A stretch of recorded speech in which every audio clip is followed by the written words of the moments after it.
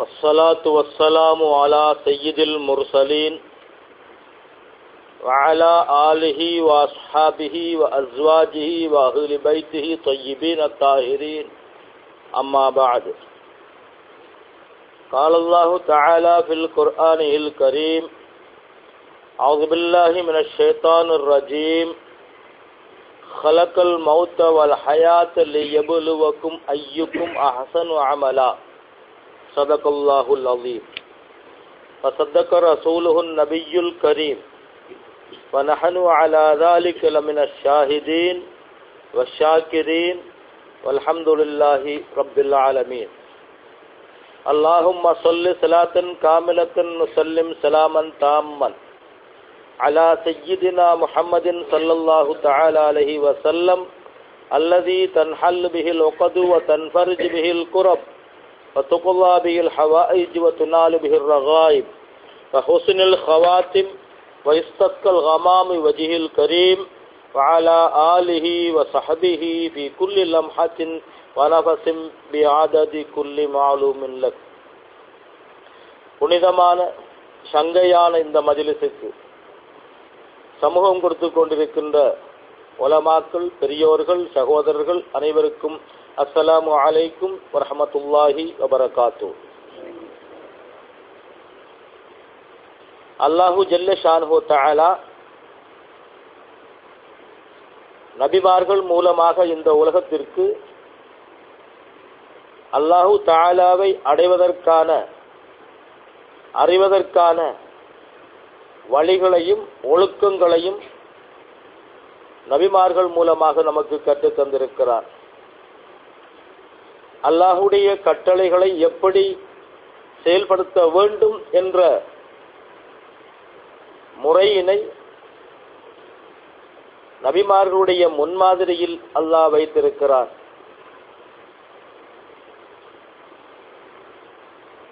மார்க்கத்தை நாம் நபிமார்களுடைய முன்மாதிரிகள் மூலமாகத்தான் புரிந்து கொள்ள முடியும் என்பதனை அவர்களுக்கு வழிபடுவது, அல்லாஹுக்கு வழிபடுவது என்ற ஆயத்தின் மூலமாக நமக்கு தெளிவுபடுத்தியிருக்கிறார். அல்லாஹுடைய கட்டளைகளை மாத்திரம் ஏற்று நடக்கின்ற ஒருவன் ஒருபோதும் வெற்றி பெற முடியாது என்பதனை, அல்லாஹுடைய அன்பை பெற இயலாது என்பதனையும், இன் குந்தும் துஹிப்பூனல்லாஹ் ஃபத்தபியூனி யுஹிப்புக்குமுல்லாஹ், அல்லாஹுவை நீங்கள் நேசிக்கிறவர்களாக இருந்தால் என்னை பின்பற்றுங்கள், அதன் மூலமாக அல்லாஹ் உங்களை நேசிப்பான் என்று பெருமானா ஸல்லல்லாஹு அலைஹி வஸல்லம் அவர்கள் மூலமாக நமக்கு தெளிவுபடுத்தியிருக்கிறார். புனித ஹதீஸ் கிரந்தங்களிலே நாம் இப்பொழுது வாசிக்கப்பட்ட ஹதீஸ்கள் எல்லாம் ஷரியாத்தின் ஒழுக்கங்களையும் முறைகளையும் நமக்கு தெளிவுபடுத்தி காட்டுகின்றன. புகாரி ஷரீஃபிலும் முஸ்லிம் ஷரீஃபிலும் ஈமானிய பாடத்துக்கு பின்னால் சுத்தம் பற்றிய பாடம் சொல்லப்பட்டிருக்கிறது. நஜிஸிலிருந்து எப்படி சுத்தம் அடைவது, உடல், இடம், உடை, மனம், இபாதத் இவைகளிலிருந்தெல்லாம் சுத்தங்களை எப்படி நாம் செய்ய முடியும் என்ற விளக்கங்களை எல்லாம் நேற்றைய பாடத்திலும் இன்றைய பாடத்திலும் சொல்லப்பட்டிருக்கிறது. இன்றைய பாடத்தில் முக்கியமாக வுதுவுடைய ஒழுக்கங்களும் தொழுகையின் ஒழுக்கங்களும் விரிவாக சொல்லப்பட்டிருக்கின்றன. ரசூலுல்லாஹி ஸல்லல்லாஹு அலைஹி வஸல்லம் அவர்கள் சொன்னார்கள், ஒரு மனிதன் அழகாக வுது செய்து அந்த வுதுவை அவன் முடிப்பானாயிருந்தால் அவனுடைய குற்றங்கள் எல்லாம் மன்னிக்கப்படும். ஒரு வுது செய்வதும் அந்த வுதுவை அழகாக்குவதும் குற்றங்கள் மன்னிக்கப்படுவதற்கு காரணமாக ரசூலுல்லாஹி ஸல்லல்லாஹு அலைஹி வஸல்லம் அவர்கள் கூறியிருக்கிறார்கள். கடமைகளை நிறைவேற்றுவதனால் வுது நிறைவேறும், ஆனால் அழகு இருக்காது. கடமைகளை மாத்திரம் செய்வது அந்த செயலை அழகுபடுத்தியதாக கருதப்பட மாட்டாது. அழகு என்பது சுன்னத்தானவைகளை முழுமையாக செய்கின்ற பொழுதுதான் ஏற்படுகிறது. அழகில்லாத ஒரு பொருளுக்கு பெறுமதியும் இல்லை, மதிப்பும் இல்லை, வரவேற்பும் இல்லை. பெருமானார் ஸல்லல்லாஹு அலைஹி வஸல்லம் அவருடைய சுன்னத்தை நீக்கிவிட்டு கடமைகளை ஒருவன் செய்கின்ற பொழுது அந்த அமலினால் அல்லாஹ்விடத்தில் அல்லாஹ்வுடைய அன்பை அவன் பெற்றுக்கொள்ள முடியாது. ஒவ்வொன்றுக்குமான அழகு ஒவ்வொரு விதத்தில் இருக்கிறது. எல்லாவற்றுக்குமான அழகு ஒரே மாதிரி அல்ல. வுதுவுடைய அழகும், தொழுகையின் அழகும், குர்ஆனின் அழகும், சிக்ரின் அழகும், ஒரு மனிதனின் நடத்தையின் அழகும் ஒரே விதத்தில் அமைவதில்லை.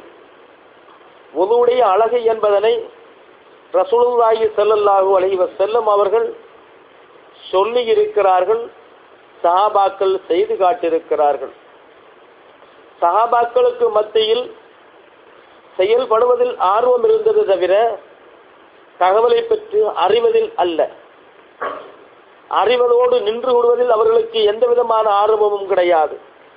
அதனால் சஹாபாக்கள் பெருமானார் ஸல்லல்லாஹு அலைஹி வஸல்லம் உடைய வுது எப்படி இருந்தது, தொழுகை எப்படி இருந்தது என்று கேட்கின்ற பொழுதெல்லாம் தண்ணீரை கொண்டு வந்து வுது செய்து காட்டி, இப்படித்தான் ரசூலுல்லாஹி ஸல்லல்லாஹு அலைஹி வஸல்லம் உடைய வுது அமைந்ததென்று செயல்படுத்தி காட்டினார்கள். தொழுகை எப்படி இருந்தது என்று கேட்டபோது தொழுது காட்டினார்கள். இப்படித்தான் சஹாபாக்களுடைய கல்வி முறை இருந்தது.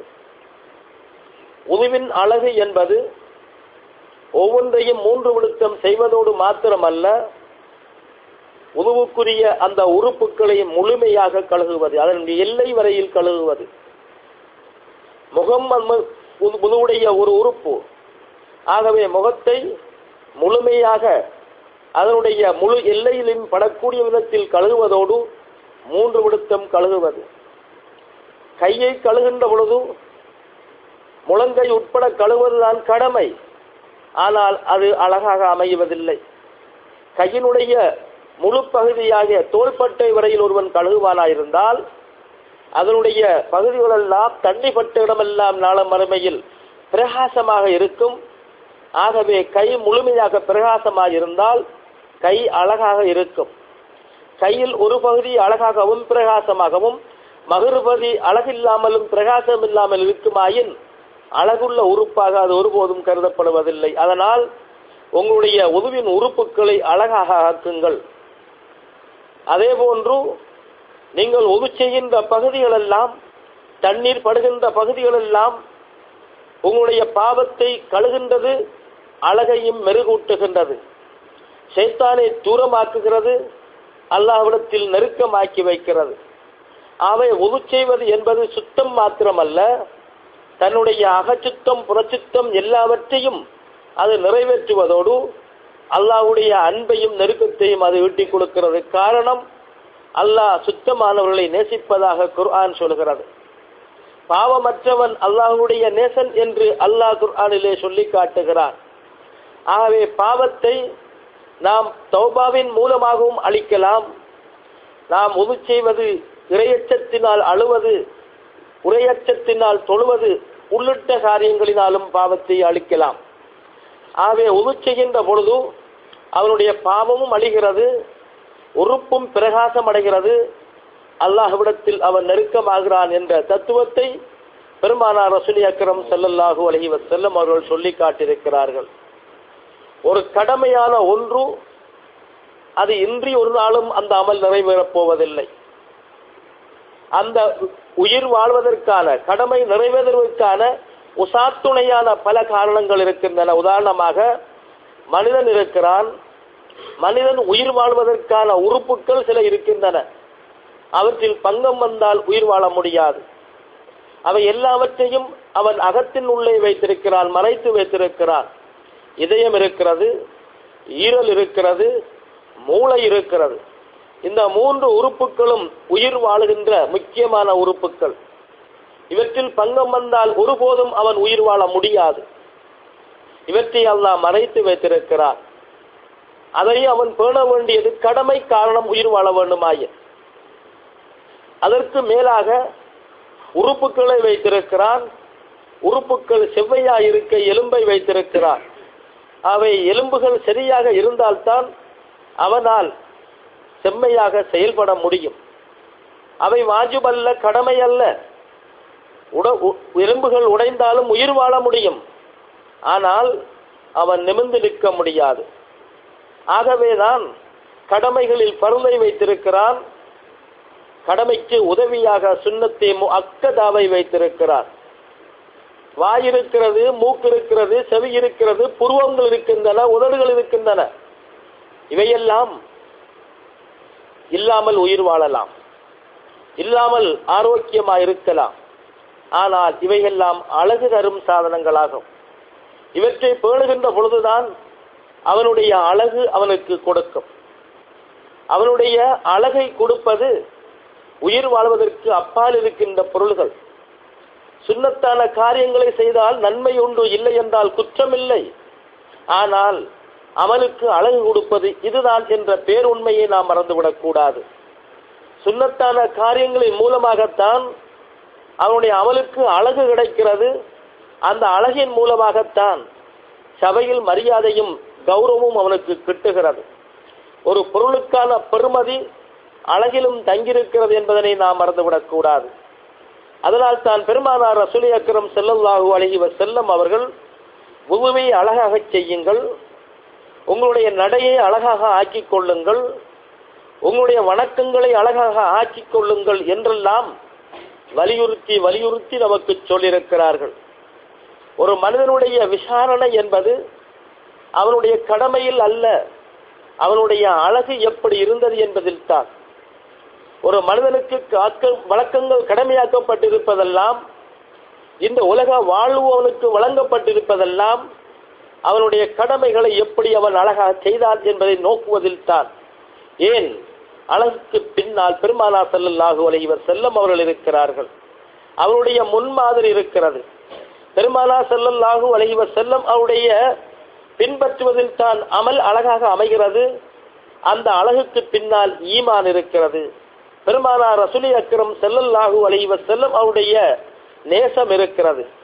ஆகவே அமல் அழகாக இருந்தால் அவன் பெருமானார் ஸல்லல்லாஹு அலைஹி வஸல்லம் அவருடைய நேசனாக அவன் இனங்காணப்படுகிறான் என்பதுதான் பேரு உண்மை என்பதனை புரிந்து கொள்ள வேண்டும்.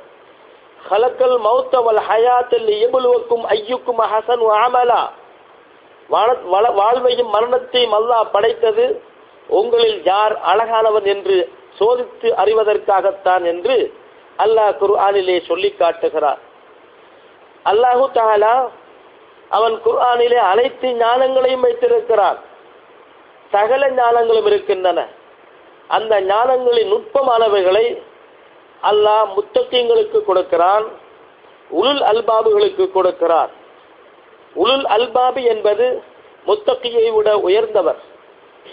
ஹராத்திலிருந்து நீங்கி இருப்பதுதான் தக்குவா. ஆனால் ஹராத்திலிருந்து நீங்கி இருப்பதோடு பெருமானார் ஸல்லல்லாஹு அலைஹி வஸல்லம் அவருடைய சுன்னத்தையும் முழுமையாக ஏற்றி பின்பற்றுகின்றவர் உலுல் அல்பாபாகும். அவர்களுக்கு சோபனம் உண்டு. அல்லாஹ் குர்ஆனிலே வபஷ்ஷிரில் லதீன யஸ்தமிஊனல் கௌல ஃபயத்தபிஊன அஹ்ஸனா உலாயிக உலுல் அல்பாப். சில மனிதர்களுக்கு நீங்கள் சோபனம் சொல்லுங்கள், நல்ல வார்த்தைகளை கேட்டு அவற்றிலே அழகானதை யார் பின்பற்றுகிறார்களோ அவர்கள்தான் உலுல் அல்பாப் என்று அல்லாஹ் கூறுகிறார். இந்த உலுல் அல்பாபுகளுக்குத்தான் மனிதன் யார் என்பது புரியும். மனிதனின் பெருமானம் அவர்களுக்கு விளங்கும். இதயத்தை புரிவார்கள். இதயத்திலிருந்து ஊற்றெடுக்கின்ற உண்மையான இறை ஞான கருத்துக்களையும் அவர்கள் விளங்கிக் கொள்வார்கள். அதனால் தான் அல்லாஹ் அல்லஸ்தவீல்லதீன யஅலமூன வல்லதீன லா யஅலமூன் இன்னமா ததக்கரு உலுல் அல்பாப். அறிந்தவர்களும் அறியாதவர்களும் சமமாகுவார்களா? ஒருபோதும் இல்லை. இந்த சமத்துவம் இன்மையை உண்மையான அறிஞன் யார், அறிவன் போன்று நடிக்கின்றவன் எவன் என்பதனை உள்ளாந்து பார்த்து தெரிந்து கொள்கின்ற அந்த திறமை உலுல் அல்பாபுகளுக்கு மாத்திரம்தான் இருக்கிறது என்று அல்லாஹ் குர்ஆனிலே தெளிவாகவே சொல்லி காட்டுகிறார். அதனால் மார்க்கம் என்பது, சட்டம் என்பது அல்லாஹ்வுடைய கட்டளை. அதனை ஷரியத் என்று சொல்கிறோம். பெருமானார் ஸல்லல்லாஹு அலைஹி வஸல்லம் அவருடைய சுன்னத்தை பின்பற்றுவது ஒழுக்கத்தை பின்பற்றுவது தரீக்கத் என்று சொல்கிறோம். தரீக்கத்திற்கு சுன்னத் என்ற பொருள் உண்டு. தரீக்கத் என்பதும் சுன்னத் என்பதும் ஒன்றுதான். ஆகவே தரீக்கத் சட்டங்களை மாத்திரம் செய்வதல்ல, ஒழுக்கங்களை முழுமையாக பின்பற்றுவதாகும். ஒழுக்கத்தை தான் ரசூலுல்லாஹி ஸல்லல்லாஹு அலைஹி வஸல்லம் அவர்கள் சொல்லி காட்டினார்கள். உது செய்கின்ற பொழுது சுன்னத்தை பின்பற்றுங்கள். நீங்கள் பள்ளிக்கு செல்வதாயிருந்தால் நீங்கள் எப்படி செல்ல வேண்டும்? ஜமாஅத்திலே கலந்து கொள்வது ஏற்றம்தான். ஆரம்ப தக்பீரிலே கலந்து கொள்வது அதைவிட ஏற்றம்தான். அதை அடைவதற்காக நீங்கள் ஒழுக்கம் கட்ட தரத்தில் நடந்து கொள்ளக்கூடாது. நீங்கள் பள்ளிவாசலுக்கு செல்கின்ற பொழுது எப்படி செல்ல வேண்டும் என்பதனை பெருமானார் ரசூல் அக்ரம் ஸல்லல்லாஹு அலைஹி வஸல்லம் அவர்கள் சொல்கிற பொழுது, இதா சமிஅத்துமுல் இகாமத ஃபம்ஷு இலா ஸலாத்தி, தொழுகைக்கு ஒரு மனிதன் செல்வதாயிருந்தால் அவர் நேரகாலத்தோடு செல்லலாம். வாங்க சொல்லி காமத்து சொன்ன பின்புதான் தொழுகைக்காக எழும்ப வேண்டும். அதற்கு முன்னால் எழும்பக்கூடாது. இகாமத்து சொல்ல ஆரம்பிக்கிற பொழுதே எழும்பி சஃபா நிற்பது சுன்னத்தல்ல, பெருமானார் ஸல்லல்லாஹு அலைஹி வஸல்லம் அவருடைய முன்மாதிரியும் அல்ல. வாங்க சொல்லி காமத்து சொல்லி முடிந்த பின்னால் தான் எழும்ப வேண்டும். எழும்புகிற பொழுதும் பள்ளிவாசலுக்கு செல்லுகிற பொழுதும் வலைக்கும் பிஸ்ஸகீனா வல் வக்காரி, நீங்கள் கௌரவமாகவும் கம்பீரமாகவும் அடக்கமாகவும் பவ்யமாகவும் நடந்து கொள்ள வேண்டும். பதறக்கூடாது, விரைந்து ஓடக்கூடாது, அவசரம் காட்டக்கூடாது. உங்களுடைய நடையில் கூட வேகம் இருக்கக்கூடாது. நீங்கள் கம்பீரத்தோடு நடக்க வேண்டும். கம்பீரத்தோடு நடப்பதாயிருந்தால் என்ன பொருள்? தன்னுடைய கால் நடக்க வேண்டும், உடல் நேர் நிமிர்ந்து நிற்க வேண்டும். நீங்கள் வளைந்து குலைந்து நடப்பதெல்லாம் வக்கார் அல்ல. அவ்வாறு செல்லக்கூடாது. கம்பீரமாக செல்லுங்கள், நிமிர்ந்து செல்லுங்கள், தலையை பணித்து செல்லுங்கள். இதனை அல்லாஹ் விரும்புகின்றான். மனம் அமைதியா இருக்க வேண்டும். அங்குமிங்கும் அலைபாயக்கூடாது. அலைபாயும் நேரத்தில் தொழவும் கூடாது. உணவும் தொழுகையும் ஒரே நேரத்தில் வருமாயின் சாப்பிட்டு விட்டு தொழுங்கள் என்று சொன்னதின் பொருள் மனம் அங்குமிங்கும் பாயக்கூடாது. மனம் அங்குமிங்கும் பாய்கின்ற பொழுது ஷைத்தானுக்கு அது மிக இலகுவான வழியாக இடமாக மாறிவிடும். ஆகவே மனதை அமைதிப்படுத்துங்கள். அமைதியான உள்ளத்தில் தான் இறைவனுடைய அருள் இறங்கும். அலைபாய்கின்ற இடத்திலே இறை தரிசனம் ஒருபோதும் தெளிவாக தெரிவதில்லை. குழம்பிய தண்ணியிலே ஒருபோதும் முகம் கோணலாக தெரியுமே தவிர நேராக தெரிவதில்லை. அமைதியான தண்ணியில் தான் உண்மையான அழகையும் நிதனம் அஞ்சமான ரூபத்தையும் காண முடியும். வலா துஸ்ரியூ, நீங்கள் விரைந்து ஓடி செல்ல வேண்டாம் என்று பள்ளிவாசலில் பார்க்கிறோம். ஜமாத்திலே நாம் சேர வேண்டும் என்பதற்காக விரைந்து ஓடுகிறார்கள். இது பாவமான குற்றமான ஒன்று. அல்லாஹ்வுடைய வீட்டிலே அல்லாஹ்வை பற்றிய அச்சமற்ற தன்மை இது. ஆகவே மனதிலே இறைவனுடைய அச்சம் இல்லை என்பதனையும் அவனுடைய மனதிலே உண்மையான இறையருள் இறங்கவில்லை என்பதனையும் அந்த செயல் எடுத்து காட்டுகிறது. ஜமாத் தப்பினாலும் சரி பள்ளிவாசலுக்குள் அமைதியாகவே இருக்க வேண்டும், நடக்க வேண்டும். அது வெறும் ஹோல் அல்ல, அது வெறும் கூடம் அல்ல. மலக்குகள் இருக்கிறார்கள், இறை அருள் இறங்கிக் கொண்டிருக்கிற இடம். ஆகவே அமைதியோடும் அடக்கத்தோடும் செல்ல வேண்டும். ஃபமா அதுரக்குத்தும் ஃபஸல்லு, நீங்கள் அமைதியாக சென்று ஜமாத்திலே சேர்ந்தால், உங்களுக்கு ரகாத்து கிடைத்தால் சேர்ந்து தொழுங்கள். அது இல்லை என்றால் விட்டுவிடுங்கள், குற்றம் அல்ல என்று ரசூலுல்லாஹி ஸல்லல்லாஹு அலைஹி வஸல்லம் அவர்கள் சொல்லி காட்டினார்கள். நாயம் ஸல்லல்லாஹு அலைஹி வஸல்லம் அவர்கள் எப்பொழுது பள்ளிக்கு அவருடைய வீட்டிலிருந்து வெளியாகுவார்களோ அப்போதுதான் அவர்கள் எழும்ப வேண்டும். அதற்கு முன்னால் எழும்பக்கூடாது என்பதனையும் ரசூலுல்லாஹி ஸல்லல்லாஹு அலைஹி வஸல்லம் அவர்கள் சொன்னார்கள். தனியாக செய்கின்ற கடமைகளை விட சேர்ந்து செய்கின்ற அமல்களுக்கு கூடியான நன்மைகள் இருக்கிறது. தனியாக கேட்கின்ற துஆக்களை விட கூட்டாக கேட்கின்ற துஆக்களுக்கு அதிகமான வலு இருக்கிறது. தனியாகத்தான் ஒருவன் தொழுகிறான், சஃபிலே அவன் தனியாகத்தான் இயங்குகிறான். ஆனால் உள்ளங்கள் இணைகிற பொழுது ஒன்று சேர்ந்து திரண்ட கயிறு திரண்ட நார்கள் கயிறாக மாறுவது போல எல்லாம் சேர்ந்து அல்லாஹ்விடத்தில் ஒன்றாக சென்று அல்லாஹ்வுடைய அருளை அது வேகமாக ஈட்டி வருகிறது என்ற காரணத்தினால் தான் கூட்டாக தொழுவது ஏனைய தொழுகையை விட 27 மடங்கு நன்மை என்று ஸல்லல்லாஹு அலைஹி வஸல்லம் அவர்கள் சொல்லி காட்டினார்கள். இறையச்சம் தான் நாளை மறுமையில் ஒரு மனிதனுக்கு விமோசனம் எடுத்து தருகின்ற ஒன்று. நாளை மறுமையில் மஹ்ஷர் என்பது மிகவும் கடினமான ஒன்று. தலைக்கு மேலால் சூரியன் இருக்கும். அதனுடைய வெக்கையினால் மனிதனுடைய வேர்வைகள் எல்லாம் ஆறாக கழுத்து வரையில் நிறைந்து நிற்கும். ஆனால் அல்லாஹ்வுடைய அர்ஷுடைய நிழல் தான் அங்கு நிழல் தவிர வேறு எந்த நிழலும் கிடையாது. அர்ஷுடைய நிழலை ஒருவன் பெற வேண்டுமாயிருந்தால் அவனுடைய மனதிலே இறையச்சம் இருக்க வேண்டும். இறையச்சம் சில செயல்பாடுகளின் மூலமாக வெளிவருகின்றன. அந்த செயல்பாடுகளை ரசூலுல்லாஹி ஸல்லல்லாஹு அலைஹி வஸல்லம் அவர்கள் பட்டியலிட்டு சொன்னார்கள். சபஅத்துன் யுல்லுஹும் அல்லாஹு ஃபி ظில்லிஹி யௌம லா ظில்ல இல்லா ظில்லுஹு. நாளை கியாமத்தில் 7 கூட்டத்தினருக்கு எந்த நிழலும் இல்லாத அந்த சந்தர்ப்பத்தில் அல்லாஹ்வுடைய அர்ஷுடைய நிழல் அவர்களுக்கு கிடைக்கும். அல் இமாமுல் ஆதில், அல்லாஹ்வுக்கு பயந்து முகஸ்துதி இல்லாமல், உறவு பார்க்காமல், கூலியை பார்க்காமல், பதவியை நோக்காமல், எந்த விதமான எதிர்பார்ப்பும் இல்லாமல் நீதியாக சமநிலையில் நின்று ஆட்சி செய்கின்றானே அவனுக்கு அல்லாஹ்வுடைய நிழல் கிடைக்கும். அல்லாஹ்வை பயந்து மற்றவர்களுக்கு அல்லாஹ்வுடைய அமானிதத்தை சேர்த்து வைக்கிறேன் என்ற எண்ணத்தோடு செயல்படுகின்றவனுக்கு நாளை மறுமையில் நிச்சயமாக அல்லாஹ்வுடைய அர்ஷின் நிழல் கிடைக்கும். வஷாபுன் நஷா ஃபி இபாதத்தி ரப்பிஹி. ஒரு வாலிபனுடைய உடலிலே இரத்தம் முறுக்கேறிய செயல்படும். இரத்தம் முறுக்கேறுகிற பொழுது ஆசைகள் இருக்கும், உணர்ச்சி இருக்கும், ஷைத்தானுடைய தோழமையும் நெருக்கமாக இருக்கும். இந்த கட்டத்தில் மனதை அடக்கி தன்னுடைய உணர்வுகளை ஒடுக்கி அவன் அல்லாஹ்வை அஞ்சி நடக்கிற பொழுது அவன் செய்கின்ற தியாகம் சாதாரணமானதல்ல.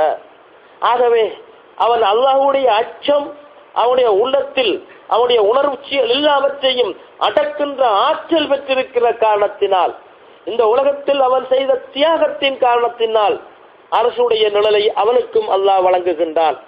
ஒரு மனிதனுக்கு ஒரு பாவத்தை செய்வதற்கான முழு வாய்ப்பு இருந்து அல்லாஹ்வுக்காக அந்த வாய்ப்பை அவன் இழப்பானா இருந்தால், சுரப்பானா இருந்தால் அரசினுடைய நிழல் அவனுக்கு கிடைக்கும். வரஜுன் கல்புஹு முஅல்லகும் பில் மசாஜித். பள்ளியோடு தன்னுடைய உள்ளம் தொடர்பாக இருக்கின்றவனுக்கு அரசின் நிழல் கிடைக்கும். பள்ளியிலே தஞ்சமென கொண்டு பள்ளியில் படுக்கின்றவர்களுக்கு அல்ல, அவனுடைய உள்ளம் பள்ளியில் இருக்க வேண்டும். அல்லாஹ்வுடைய வீடு என்று அச்சத்தோடு ஒழுக்கத்தோடு இருக்க வேண்டும். பள்ளியிலே படுக்கிறான், பள்ளியிலே சாப்பிடுகிறான், பள்ளியிலே தூங்குகிறான், பள்ளியை பற்றிய அல்லாஹ்வுடைய வீடு என்ற மரியாதை இல்லாமல் இருப்பவனுக்கு தண்டனை தவிர அவனுக்கு நன்மை இல்லை. பள்ளி வாசலிலே உலக விவகாரங்கள் பேசினால் அவனுடைய அமல் அழியும் என்று ரசூலுல்லாஹி ஸல்லல்லாஹு அலைஹி வஸல்லம் அவர்கள் எச்சரித்தார்கள். அதனால் தான் பள்ளியின் ஒழுக்கத்தை மதியிற்கு பருவம் தெரியாத சிறு பிள்ளைகளை பள்ளிவாசலுக்கு அழைத்து செல்லாதீர்கள்.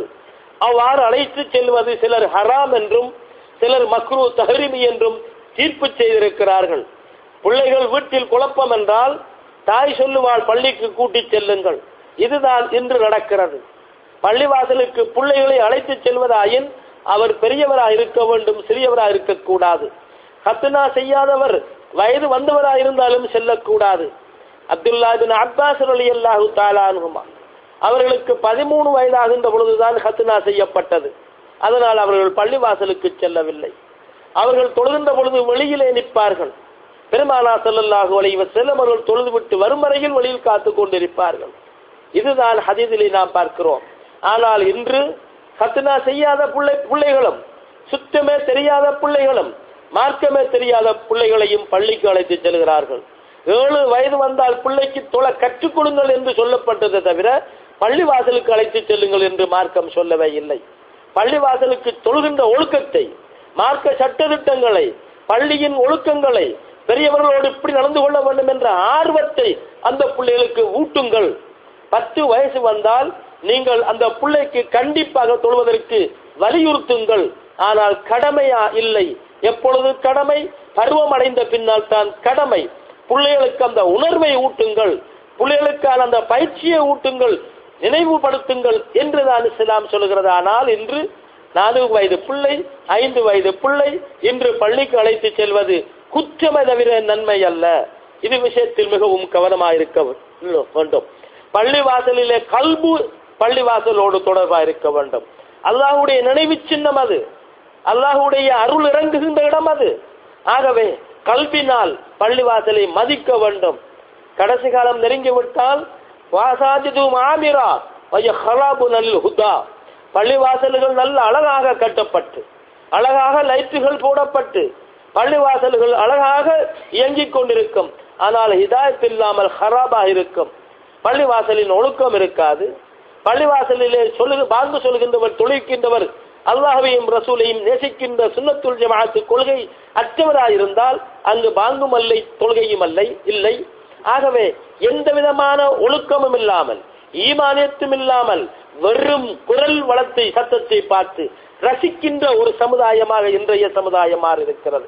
அவருடைய அக்கீதா எப்படி இருக்கிறது, அவருடைய உள்ளட்சம் எப்படி இருக்கிறது, மார்க்கத்தின் ஒழுக்கங்கள் பேணுதல் எப்படி இருக்கின்றன என்பதனை எல்லாம் கவனிப்பதில்லை. அவருடைய சத்தம் எப்படி இருக்கிறது, அவருடைய பேச்சின் அடுக்குமொழி எப்படி இருக்கிறது, அவருடைய தொடர்புகள் உறவுகள் என்னென்ன பணக்காரனோடு இருக்கிறது என்பதனை பார்த்து ஆக்களை தீர்மானிக்கின்ற நிலை இருக்கிறது. நாயம் ஸல்லல்லாஹு அலைஹி வஸல்லம் அவர்கள் சொன்னார்கள், கடைசி காலத்தில் மனிதனுடைய கௌரவம் எல்லாம் அவனுடைய பொருள், அவனை சுற்றிருக்கின்ற சொத்துக்களை வைத்து தீர்மானிக்கப்படும். வஷரஃபுஹும் மதாஉஹும், ஒரு மனிதனுடைய கௌரவம் அவனுடைய திரவியம், அவனுடைய பொருளை வைத்து தீர்மானிக்கப்படும் என்று ரசூலுல்லாஹி ஸல்லல்லாஹு அலைஹி வஸல்லம் கூறியதை இன்று நிதர்சனமாக பார்க்கிறோம். வரஜுலானி தஹாப்பா பில்லாஹ் இஜ்தமா அலா ஸாலிக வ தஃபர்ரக அலைஹி, அல்லாஹ்வுக்காக இருவர் ஒன்று சேர்ந்து நேசித்து அந்த நேசத்தினால் ஒன்று சேர்ந்து அந்த நேசத்துக்காகவே பிரிந்தார்களாயின் அவர்களுக்கும் அல்லாஹ்வுடைய அரசின் நிழல் கிடைக்கும். ஒரு மனிதனை அல்லாஹ்வுக்காக அவன் நேசிக்கிறான், அல்லாஹ்வுக்காகவே வெறுக்கிறான். ஒருவன் நல்லவனாக இருக்கிறான், சுன்னத்துல் ஜமாஅத் கொள்கை உள்ளவனாக இருக்கிறான், அல்லாஹ்வை அதிகம் விரும்புகின்ற திக்ர் செய்கின்றவனாக இருக்கிறான், நாயம் ஸல்லல்லாஹு அலைஹி வஸல்லம் அவர்கள் மீது நேசம் வைத்திருக்கிறான், அதிகமாக ஸலவாத்துக்களை ஓதுகிறான். இவனோடு சேர்வதனால் அல்லாஹ்வுடைய நேசம் வருகிறது, அல்லாஹ்வுடைய திருத்தூதர் ஸல்லல்லாஹு அலைஹி வஸல்லம் நேசம் வருகிறது, நல்லவர்கள் அன்பர்கள் வலிமார்களுடைய நல்லவர்களுடைய உறவுகள் வருகின்றன என்ற அந்த ஒரே ஒரு குறிக்கோளை மையமாக வைத்து உறவை ஏற்படுத்தி கொண்டால் அவனுக்கு நிச்சயமாக அல்லாஹ்வுடைய அரசுடைய நிழல் கிடைக்கும். இவன் அல்லாஹ்வை வெறுக்கிறான், அல்லாஹ்வை நெருக்கக்கூடிய அமல்களை இவன் புறக்கணிக்கிறான் அல்லது பொடுபோக்காக இருக்கிறான், நாயம் ஸல்லல்லாஹு அலைஹி வஸல்லம் அவருடைய நேசத்தை தூண்டக்கூடிய அமல்களிலிருந்து தூரமாக இருக்கிறான், அல்லாஹ்வுடைய நேசர்களை குறை காணுகிறான். ஆகவே அதற்காக அவன் வெறுப்பானாயிருந்தால், அந்த உறவிலிருந்து பிரிவானாயிருந்தால், அந்த தியாகத்துக்காக அல்லாஹ்வுடைய அரசுடைய நிழலை அவன் வழங்குகிறான். வரஜுலுன் தலபத்துஹு ஸாத்து மன்சபி வ ஜமாலின், மிக அழகான ஆரணங்கான ஒரு பெண் இவனை தன்னுடைய ஆசைக்கு அழைக்கிறாள். இவன் தேடவில்லை, அவளே இவனை அழைக்கிறாள். இவனுக்கு சகல விதமான வாய்ப்பும் இருக்கிறது அதை அடைவதற்கு. ஆனால் இறையச்சத்துக்காக அதை அவன் விடுகிறான். இன்னி அகாஃபுல்லாஹ், அவள் அழைக்கிற பொழுது நான் அல்லாஹ்வை பயப்படுகிறேன் என்று கூறி அந்த அழகை அவன் புறக்கணித்தால், அவளுடைய உள்ளத்தில் அவளுடைய அன்பை விட அல்லாஹ்வுடைய அச்சத்தை அவன் அதிகமாக வைத்துக் கொண்டால், ஆசையை விட அல்லாஹ்வுடைய அச்சம் மிகத்திருக்குமா இருந்தால், அப்பா அல்லாஹு தஆலா அவனுடைய அரசுடைய நிழலை வழங்குகிறான். வரஜுலுன் தஸத்தகல் அக்ஃபா ஹத்தா லா தஅலம ஷிமாலுஹு மா துஃபிகு யமீனுஹு, தன்னுடைய தர்மம் தன்னுடைய இடது கைக்கு தெரியாமல் வலது கையால் அவன் கொடுப்பானா இருந்தால், அப்படி என்றால் கையை மறைத்து கொண்டு வலது கையால் கொடுப்பது என்பதல்ல இதனுடைய பொருள். அவ்வளவு வேகமாக அவன் கொடுக்கிறான். இங்கு உதாரணம் சொல்லப்பட்டதை தவிர இடது கையை மறைத்து வலது கையால் கொடுப்பது என்பது பொருள் அல்ல. ஒரு மனிதன் ஒன்றை கேட்டால் அவன் கொஞ்சமும் கூட தாமதிக்காமல் வேகமாக விரைவாக அவன் அந்த தர்மத்தை வழங்குகின்ற மனப்பக்குவம் இருக்குமா இருந்தால் அவனுக்கும் அல்லாஹு தஆலா அரசுடைய நிழலை வழங்குகிறான். வரஜுலுன் ஸக்கரல்லாஹ் காலியன் ஃபஃபாலத் ஐனாஹு, அல்லாஹு தஆலாவை மனதிலே வேறு எந்த விதமான எண்ணங்களோ ஊசாட்டங்களோ இல்லாமல் இடம் கொடுக்காமல் அல்லாஹுவை மாத்திரம் உள்ளத்தில் வைத்து சிக்ரு செய்து இறையச்சத்தினால் அல்லாஹ்வுடைய அருள் இறங்குமாயிருந்தால் கண்கள் நீரை பொழியும் என்று குர்ஆன் தெளிவாக சொல்லி காட்டுகிறது. அப்படி அவனுக்கு இறையச்சத்தினால் அவனுடைய கண்களிலிருந்து தாரை தாரையாக நீர் வருமாயிருந்தால், கண்ணீர் வருமாயிருந்தால், அழுவானாயிருந்தால் அப்போதும் அவனுக்கு அல்லாஹு தாலா அரசின் நிழலை வழங்குகிறான் என்றும் ரசூலுல்லாஹி ஸல்லல்லாஹு அலைஹி வஸல்லம் அவர்கள் சொல்லி காட்டினார்கள். ஆகவே இறையச்சம் தான் ஒரு அமலனுடைய உயிர் வாழ்வதற்கான அடிப்படை. இறையச்சம் இல்லாத எந்த ஒரு செயலும் ஒரு கொசுவனுடைய இறக்கத்திற்கு கூட அல்லாஹ்விடத்தில் பெருமதியற்றது என்று ரசூல் அக்ரம் முஹம்மது முஸ்தபா ஸல்லல்லாஹு அலைஹி வஸல்லம் சொல்லி காட்டினார்கள். நாயம் ஸல்லல்லாஹு அலைஹி வஸல்லம் அவர்களை நேரில் காணுகிற பொழுது சஹாபாக்கள் மிகவும் அச்சத்தோடு பயத்தோடு இருந்தார்கள். அவர்களுக்கு முன்னால் மிகவும் அடக்கத்தோடு இருப்பார்கள். அவர்களுக்கு முன்னால் இருக்கின்ற அந்த ஒழுக்கத்தை பற்றி சொல்கிற பொழுது பறவைகள் தலையிலே வந்து குந்துமாம் மரம் என்று நினைத்து, அப்படி என்றால் பொருள் என்ன? அடக்கத்தோடு மரியாதையாக மிகவும் ஆடாமல் அசையாமல் உச்ச மரியாதை கொடுத்து ரசூலுல்லாஹி ஸல்லல்லாஹு அலைஹி வஸல்லம் அவர்களுக்கு முன்னால் சஹாபாக்கள் இருந்தார்கள். ஆனால் தொழுகிற பொழுது அவருடைய முகம் கிப்லாவை நோக்கி இருக்கிறது, அவருடைய முதுகுதான் இவர்களை நோக்கி இருக்கிறது. அதனால் சிலர் நாயம் ஸல்லல்லாஹு அலைஹி வஸல்லம் அவர்கள் தன்னுடைய செயலை காணவில்லை என்று கருதியிருக்க கூடும். அதனால் பெருமானார் ஸல்லல்லாஹு அலைஹி வஸல்லம் அவர்கள் சொன்னார்கள், நான் முன்னால் பார்ப்பது போன்று பின்னாலும் பார்க்கிறேன். என்னுடைய பார்வையிலிருந்து ஒருபோதும் நீங்கள் விலகி இருக்க முடியாது. என்னுடைய பார்வையிலிருந்து ஒருபோதும் நீங்கள் தூரமாக இருக்க முடியாது. எல்லா சந்தர்ப்பங்களிலேயும் நான் உங்கள் பார்வைக்குள் இருக்கிறேன். ஆகவே எல்லா சந்தர்ப்பங்களிலும் நீங்கள் இறையச்சத்தோடு இருக்க வேண்டும் என்று ஸல்லல்லாஹு அலைஹி வஸல்லம் அவர்கள் சொல்லி காட்டி அவருடைய இறையச்சத்தை அவர்கள் மெருகூட்டினார்கள். நாயகம் ஸல்லல்லாஹு அலைஹி வஸல்லம் அவர்கள் சஹாபாக்களுக்கு மத்தியில் தான் அப்படி இருந்தார்கள் என்றல்ல, ஒவ்வொரு மூமினுக்கு மத்தியிலும் அவர்கள் நமக்கு முன்னால் தான் இருக்கிறார்கள். நமக்கு தெளிவாக சொல்லி காட்டினார்கள், உருளத்து அலைய உஜூரு உம்மத்தி ஹசனுஹா வசியுஹா, என்னுடைய உம்மத்தினுடைய அமல்கள் நல்லது கெட்டது எல்லாம் எனக்கு எடுத்து காட்டப்படுகின்றன.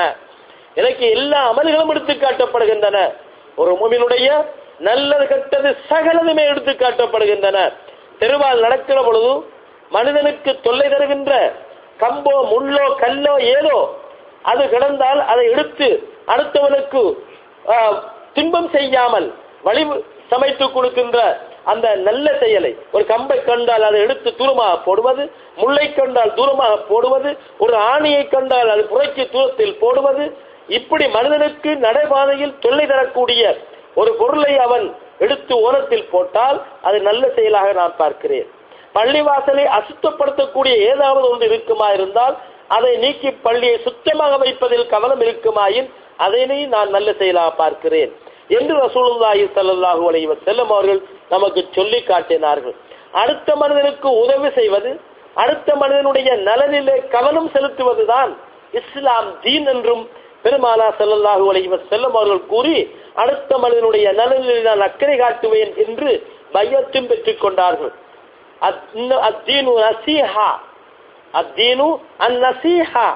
மார்க்கம் என்பது பிறர் நலன் பேணுவது என்று ஸல்லல்லாஹு அலைஹி வஸல்லம் அவர்கள் சொல்லி காட்டினார்கள். ஆகவே நாம் மார்க்கத்தை நாம் தெளிவாக புரிந்து கொள்ள வேண்டும். நம்முடைய அமல்களை நாம் அழகானதாக ஆக்கிக் கொள்ள முயற்சிக்க வேண்டும். நாயம் ஸல்லல்லாஹு அலைஹி வஸல்லம் அவர்கள் நமக்கு காட்டித் தந்த ஒழுக்கங்களை நாம் முழுமையாக பின்பற்றி நடக்க முயற்சிக்க வேண்டும். தன்னுடைய உடல் அழகாக இருப்பது போல் தன்னுடைய உள்ளமும் அழகாக இருக்க வேண்டும். அழகற்ற உடலை ஒரு மனிதனும் நேசிப்பதில்லை, விரும்புவதில்லை. உள்ளம் அழகில்லாவிட்டால் அல்லாஹ் அதனை நேசிப்பதில்லை, நாளை மறுமையில் அவனுக்கு மரியாதை இல்லை. ஆகவே அழியக்கூடிய உலகத்தில் அழகை விரும்புகிறோம், அழியாத நிரந்தர உலகில் நம்முடைய எதிர்காலத்தை தீர்மானிக்கக்கூடிய அந்த உலக வாழ்க்கையின் அழகை பற்றி நாம் கவலையற்று இருக்கிறோம். இதுதான் மறதி, இதைத்தான் கஃலத் என்று அல்லாஹ் கூறுகிறான். எனவே ஷைத்தானியத்தான தீங்கிலிருந்து நீங்கி இருப்பதற்கும் மறுமையின் உயர்ச்சியில் நம்முடைய கவனத்தை செலுத்துவதற்கும் இந்த புனிதமான மஜ்லிஸில் சொல்லப்படக்கூடிய விளக்கங்களையும் ஹதீதுகளையும் கேட்டு செயல்படுவதற்கு அல்லாஹ் எனக்கும் உங்களுக்கும் தௌஃபீக் செய்வானாக. வாஹிரு தஅவானா அல்ஹம்துலில்லாஹி ரப்பில் ஆலமீன். வஸ்ஸலாமு அலைக்கும் வரஹ்மத்துல்லாஹி வபரகாத்துஹு.